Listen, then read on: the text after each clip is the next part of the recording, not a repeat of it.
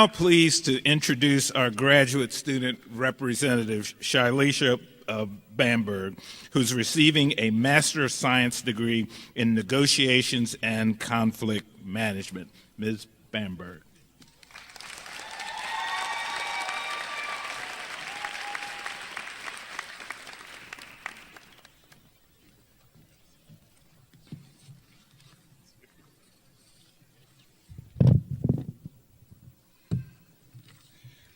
I grew up here, the University of Baltimore, UB.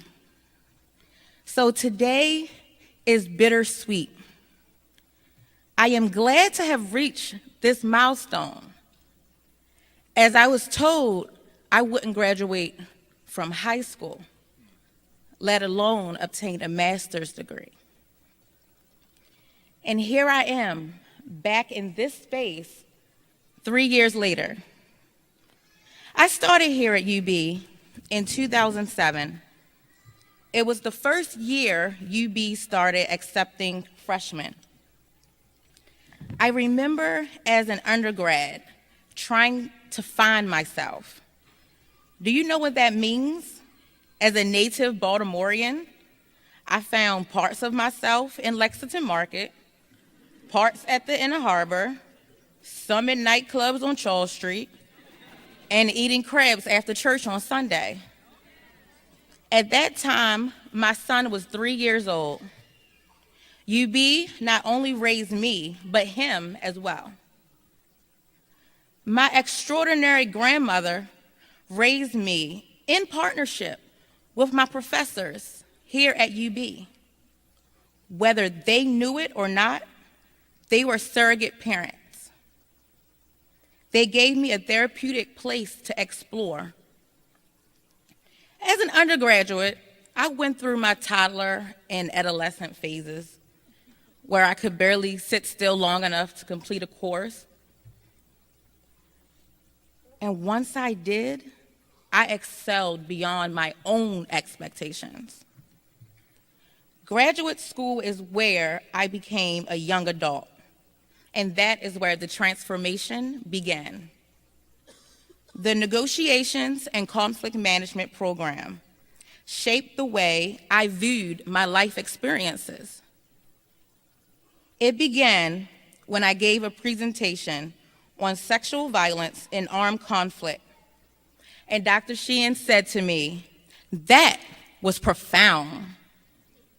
I think that was the first time in my life something I did or said was called profound. Then, in my research methods course with Dr. Tan, I announced publicly for the first time that I was a survivor of domestic violence, a less known type called reproductive coercion. We were assigned to choose any topic that interests us. I felt so empowered when I began the semester.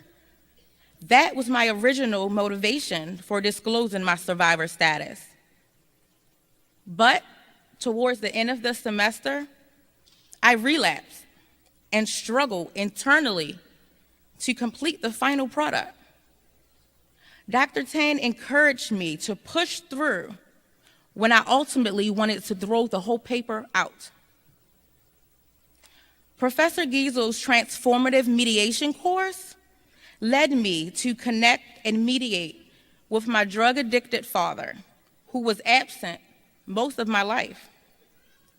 During the process, I discovered he was not only diagnosed with AIDS, but he had been non-compliant with his medication since 1995, which meant he was dying. I would have never known if I didn't reach out to him, and he would not have attended my wedding last August. One day, while sitting in Dr. Stanley's contemporary victims course, I became triggered by some sensitive subject matter. The topic was sexually abused children and the behavioral and psychological changes that occur as a result.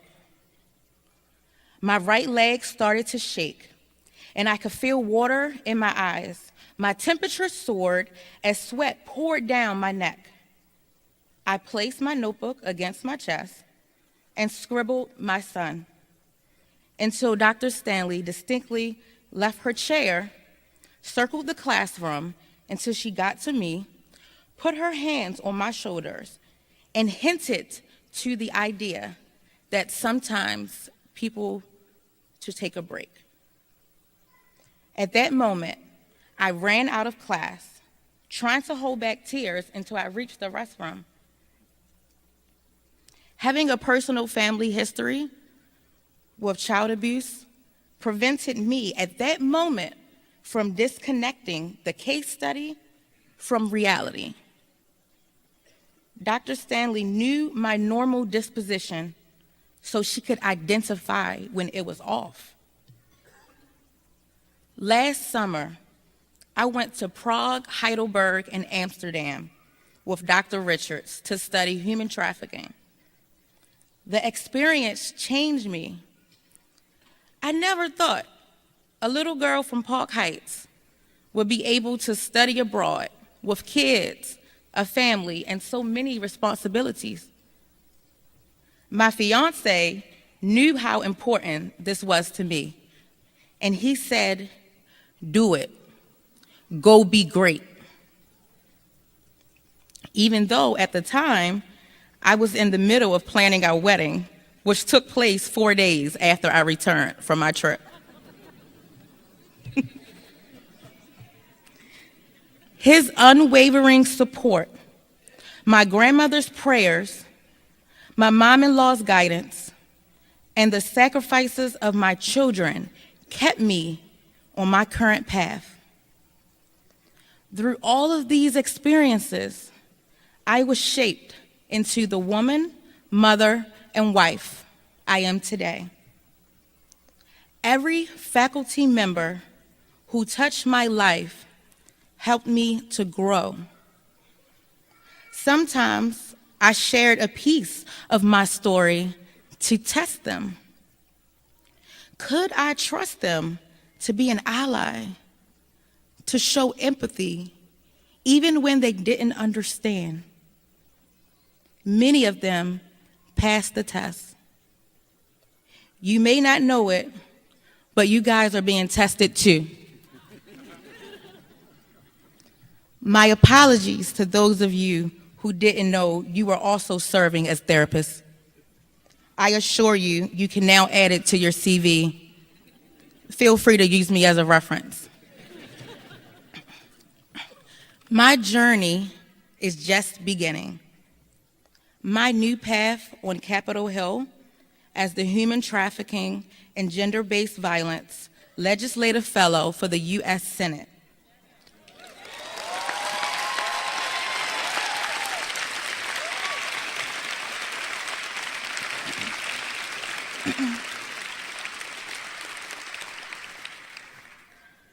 Thank you.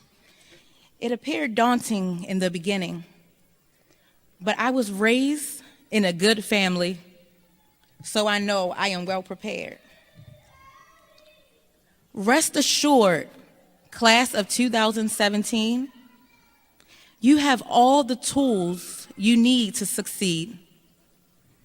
Plus, you have the added bonus of attending a school in Baltimore. When you are in an interview and tell people you lived and went to school in Baltimore City, it is a very interesting conversation starter. Here are a few helpful lines. Yes, I am capable of working in a high-paced, conflict-ridden, tense environment. And the TV series The Wire doesn't quite give you all Baltimore has to offer.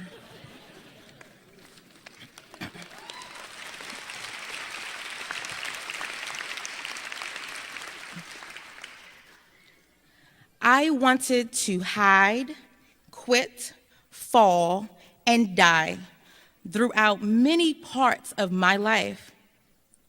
You know what I found to be true? Be who you are. work hard, make mistakes, meet friends, and love others. The rest will fall in line, I promise. I would not be the person I am today if it wasn't for my experiences. You wouldn't be who you are if it wasn't for your experiences.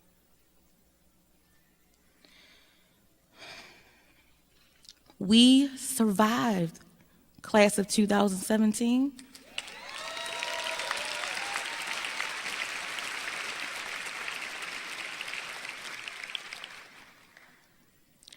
We rose from the ashes and are reborn here today as graduates. Congratulations, we did it.